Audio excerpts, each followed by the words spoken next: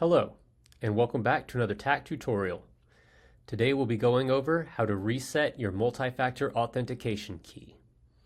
As you can see, I'm currently logged in to accounts.tac on my user profile. I'm going to click on multi-factor authentication on the left.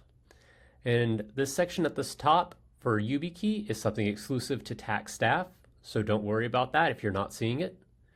I'm going to go ahead and click unpair. And from here, I need to verify that I want to unpair.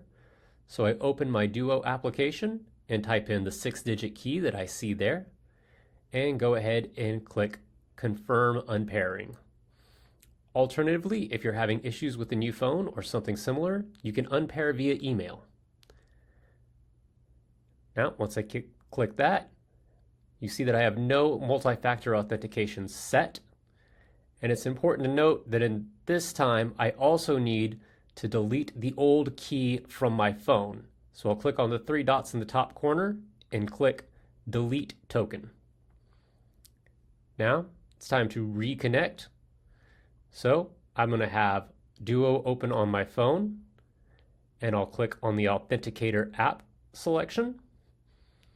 From here, in the top right corner of Duo on my phone, I'll press the plus sign and use the QR code option to scan.